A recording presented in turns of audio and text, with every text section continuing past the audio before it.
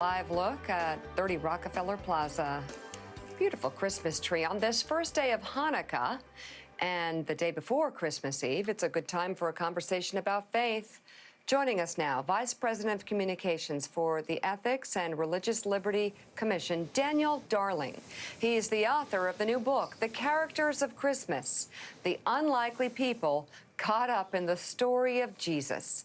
Also with us, former head speechwriter for First Lady Michelle Obama, Sarah Hurwitz. She's the author of a new book entitled Here All Along, Finding Meaning, Spirituality, and a Deeper Connection to Life in Judaism, and finally choosing to look there. So Sarah, let's start with you. After finally choosing to look there, tell us why you wrote the book. Yeah, I grew up without a lot of, Jewish practice in my home, just a couple services a year, and had my bat mitzvah and kind of walked away from it. 25 years later, broke up with a guy I was dating, was lonely and anxious, had time on my hands, and happened to hear about an Intro to Judaism class. I signed up on a whim to fill time, and I was blown away by what I found.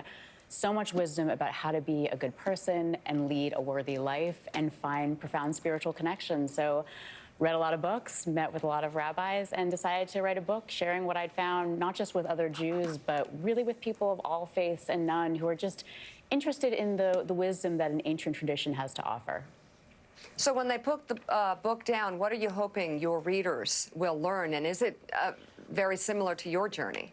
Yeah, what I'm hoping they'll take away is that there's just profound ethical wisdom in these ancient traditions. I think the kind of ethic of modern secular society is like, you do you as long as you don't hurt others, which is a kind of a low bar. So I think, Judaism sets a much higher bar.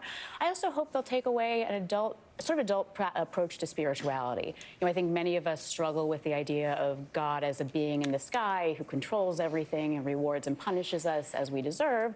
We see a lot of evidence to the contrary. And I think Judaism offers a lot of, diverse conceptions of the divine that I think, people of all faiths could appreciate. So Daniel Darling, I'll turn to you and your book. Same question, why you wrote it, but also what you hope it will bring to your readers. Well, Mika, I've always enjoyed Christmas, just growing up in a Christian home and going to Christmas Eve services and just all of everything around Christmas. And I've always wondered, these characters that adorn our nativity sets and are on our Christmas cards and our Christmas pageants, who are these people? We've sort of made them famous in the 2,000 years since Christmas, but we have to remember in the first century, they're very ordinary people who are nevertheless swept up in the story of Jesus. And what I came away with, and what I would love the readers to come away with, is just that the Christmas story, in the Christmas story, Jesus came into a world as broken and difficult and violent and corrupt and hard as the world that we live in today. But he came for two reasons, really to redeem people from their sins, but also to renew and restore the world. I think all of us, whether or not you're a Christian, long for the world to be made right. This is why we get involved in politics and social causes. We know instinctively that the world is not as it should be. And the message of Christmas is that Jesus came to renew and restore the world and make it better. I think Daniel brings up, Mika, a very important part, because we try to take Jesus and Christmas out of the context of the socio-political atmosphere at the time. I mean, Jesus ended up a refugee as a child, having escaped to Egypt. Jesus' parents basically were homeless, couldn't find room in the inn, and I think that these two books strike me as a minister as having a real message that we can't live outside of the context of the era we're in, and in many things that we're searching. Going to her book is already there. It's always been there, and you end up taking a long journey back to where you started, Sarah, in many ways, I guess. I did, yes. That's right.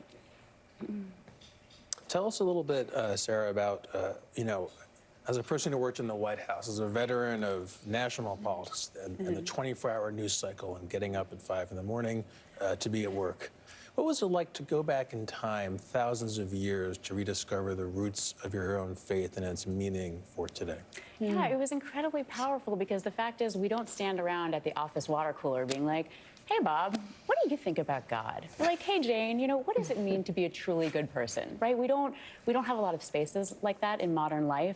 And to immerse deeply in this ancient tradition where you have thousands of years of millions of people crowdsourcing their best wisdom about what it means to be human, I found it to be such an antidote to the kind of 24/7, you know, just frantic lives that so many of us lead. Yeah, that's great. Yeah. Hi, hey Daniel, Susan Del Percio. You talk about the characters of Christmas and the unlikely people caught up in the story of Jesus. Who are they? Well, we have several characters. I mean, if you think even of Mary and Joseph, you know, here are a peasant Jewish couple in Nazareth, which was not a real popular town. It was a backwater town. And famously, Nathaniel would later say, "Can any good thing come out of Nazareth?" And yet, these are the people God chooses when he writes the Christmas story. And you have people like the shepherds who received the first announcement of Christmas. If we were writing the Christmas story, we'd probably have it at 30 Rock, or we'd probably have it in Rome or in Jerusalem at least. But God chooses to announce the story in a shepherd field to lowly shepherds who are taking care of their sheep. But I think there's a message that God is sending, that this kingdom that Jesus came to inaugurate would be a kingdom that would come alongside the most poor, the most vulnerable, people who might have little agency and little power. And I think it says something to us about the kind of king that Jesus intended to be.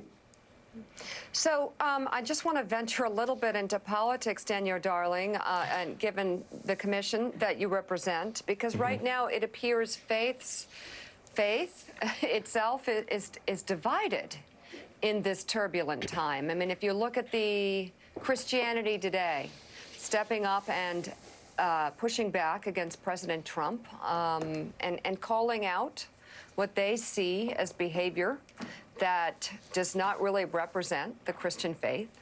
And now people within the Christian faith fighting over that.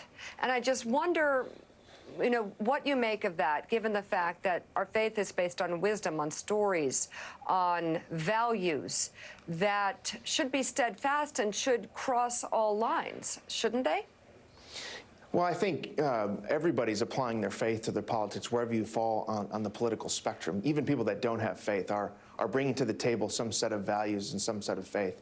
And I think for Christians, these are difficult decisions at times. You know, I have friends that land on one side, some friends that land on the other side. I have good friends at Christianity Today. I've contributed to their magazine and think they're great people over there. And I have good friends who are on the other side who disagreed with what they said.